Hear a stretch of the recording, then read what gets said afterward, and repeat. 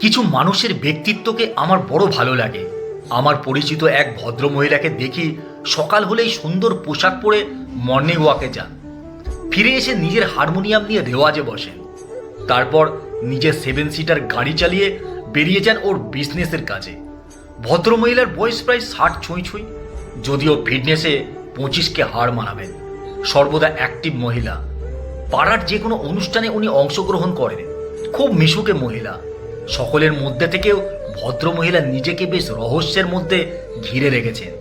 হঠাৎই গল্প করতে করতে বললেন, আমি কিন্তু একা ছিলাম না, ধীরে ধীরে নিজেকে একা একা করে নিয়েছি। আমার বাড়িতে বাবা মা ভাই বোন সবাই ছিল। সকলেই আমার এত ভালোবাসত যে আমি আদরের ঠেলায় অতিষ্ঠ হয়ে থাকতাম। তখন চাকরি করতাম। অফিস থেকে ফিরলে সবাই নিজের নিজের সমস্যা বলতো, আমি আপ্রাণ চেষ্টা করতাম মেটাতে।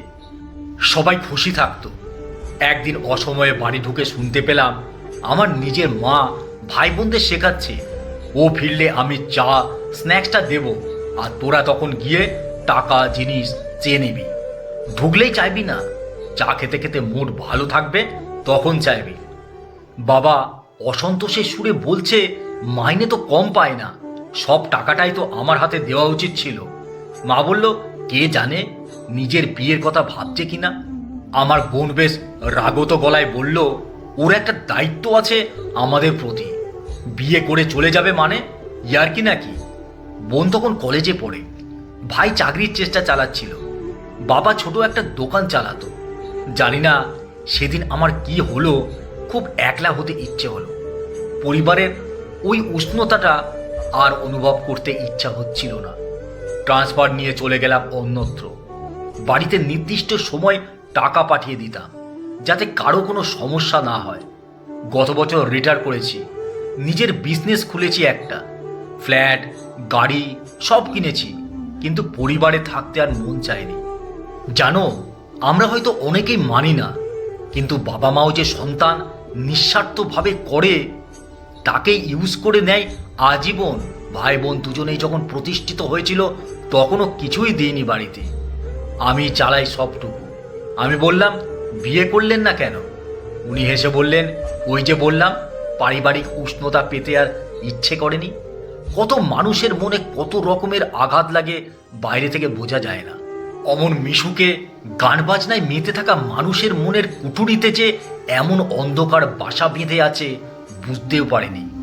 উনি হেসে বললেন, তুমি লেখো তো, মানুষের মন বোঝো বলেই বলতে ইচ্ছে করলো, সকলকে বলি না, ইচ্ছেটাই করে না। আমি বললাম, আপনাকে আমার খুব ভালো লাগে। উনি বললেন, সব শুনে স্বার্থপর মনে হয়নি?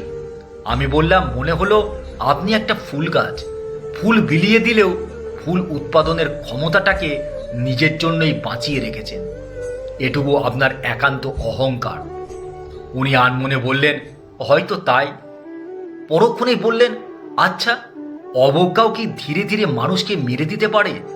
আমার উত্তর দেওয়ার সুযোগ না দিয়েই বললেন, আমিও সেদিনের পর থেকে অবজ্ঞা করেছি সব কিছুকে, নিজেই মেরে ফেলেছি পারিবারিক সম্পর্কটাকে। আমি কথা ঘুরিয়ে বললাম, আপনি কি সুন্দর ড্রাইভ করেন, আমি আর শিখতে পারলাম না জানেন। উনি হেসে বললেন, লক্ষ্যটা স্থির রেখো, পেরে যাবে। কি অদ্ভুত ব্যক্তিত্ব, কি মারাত্মক মনের জোর মহিলার, কি অটুট সিদ্ধান্ত। জীবন বড় রহস্যময়।